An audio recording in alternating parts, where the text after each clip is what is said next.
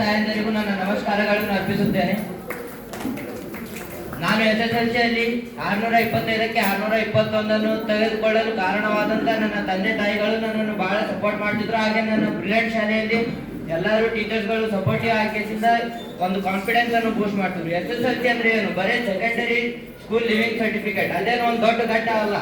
ನಾವು secondary school ಅನ್ನು ಬಿಡುವಂತ certificate. ಅದು ನಾವು ಫಸ್ಟ್ ನಿಂದ 9th ತನ ಏನ್ ಓದ್ತಿರ್ತೀವಿ ಅದೇ ತರನಾಗಿ 10th ಇರ್ತದ. ಆದ್ರೆ ಇಲ್ಲಿ ಏನಿರೋದಿಲ್ಲ, ಫಸ್ಟ್ ನಿಂದ 9th ತನ ಫೇಲ್ ಆದ್ರೆ ಮುಂದ್ ಕಳಿಸ್ತಾರೆ. ಆದ್ರೆ 10th ಏನಿರ್ತದ ಒಂದು ಪಾಸ್ ಹಾಲೇಬೇಕು. ಇಲ್ಲಿ ಒಂದ್ ಹೆಸರು ಮಾಡ್ಕೊಳ್ಳುವಂತ ಒಳ್ಳೆ ಘಟ್ಟ ಇದು. ಅಲ್ಲಿ ಏನ್ ಮಾಡ್ತಾರ ಹುಡುಗರು 10th ಅಲ್ಲ ನಾವು ಹಿಂಗ್ ಓದ್ಬೇಕು ಹಂಗ್ ಓದ್ಬೇಕಂತ ಫಸ್ಟೇ ಪ್ರೆಷರ್ ತಗೊಂಡ್ಬಿಡ್ತಾರ. 10th ನಲ್ಲಿ ಯಾವುದೇ ತರನಾಗಿ ಟಫ್ ಸಿಲೆಬಸ್ ಇರೋದಿಲ್ಲ ಅಥವಾ ಯಾವುದೇ ತರನಾಗಿ ಎಕ್ಸ್ಟ್ರಾ ಲೆವೆಲ್ ಕ್ವಶನ್ಸ್ ಇರೋದಿಲ್ಲ. ಸೇಮ್ ಫಸ್ಟ್ 9th ತನ ನೀವು ಏನ್ ಮಾಡಿರ್ತೀರಿ ಅದೇ ಲೆವೆಲ್ ಪ್ರಯತ್ನ ಮಾಡಿದ್ರೆ ಆರಾಮ್ ಮಾಡ್ಬೋದು. ಆದ್ರೆ ವಿದ್ಯಾರ್ಥಿಗಳು ಪ್ರೆಷರ್ ಅನ್ನು ತಗೊಂಡ್ಕೆಸಿಂದ ಇದು 10th ಅಲ್ಲ ನಾವ್ ಹೆಂಗ್ ಮಾಡ್ಬೇಕು, ನಮ್ ಮುಂದಿನ ಭವಿಷ್ಯ ಇದ್ರ ಮ್ಯಾಗೈತೆ. ಇದು ಬರೇ ಒಂದು ಸರ್ಟಿಫಿಕೇಟ್ ನೀವು ಮುಂದೆ ಹೋಗೋದಕ್ಕೆ. ಇನ್ನು ಮುಂದೆ ಇಂಥದ್ದೇ ಬಹಳಷ್ಟು ಕಾಂಪಿಟೇಷನ್ ಇರ್ತದೆ. ನೀವು ಓದೋದ್ನಾಗ ಏನ್ ಮಾಡ್ಬೇಕು, ನಿಮ್ಮಲ್ಲಿ ನೀವು ಕಾನ್ಫಿಡೆನ್ಸ್ ಇರಬೇಕು. ಎಕ್ಸಾಮ್ ನಲ್ಲಿ ಬರೋದ್ನಾಗ ಮತ್ತೆ ನೀವು ಓದೋದ್ನಾಗ ನೀವು ಏನ್ ಓದ್ತಿದ್ದೀರಿ ಹಾಗೂ ಕ್ಲಾಸ್ ನಲ್ಲಿ ಕ್ಲಾಸ್ ನಲ್ಲಿ ನೀವು ಏನ್ ಕೇಳ್ತೀರಿ ಅದರಿಂದ ನೀವು 90% ಕವರ್ ಮಾಡ್ಕೊಂಡ್ಬಿಡ್ತೀರಿ.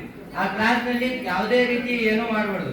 ನೀವು ಹೊರಗಿಂದು ಏನಾದ್ರೂ ಮಾಡ್ಕೊಳ್ಳಿ ನಡೀತದೆ. ಆದ್ರೆ ಕ್ಲಾಸ್ ಕೇಳೋದ್ನಾಗ ಮಾತ್ರ ಯಾವುದೇ ಟಾಪಿಕ್ ಅನ್ನು ಮಿಸ್ ಮಾಡ್ಕೋಬಾರ್ದು. ಅದು ನೀವು ರಿವಿಷನ್ ಮಾಡಿಕಂತ ನಡೀತದೆ. ಲಾಸ್ಟ್ ಟೈಮಿಂಗ್ ರಿವೈಸ್ ಒಂದಿನ ಹಿಂದ್ ರಿವೈಸ್ ಮಾಡಿದ್ರೆ ನಡೀತಾ, ಅದು ಕ್ಲಾಸ್ ಒಳಗೆ ಕೇಳಿದ್ರೆ ನಾವು ವಾಪಸ್ ಬರಿಬಹುದು.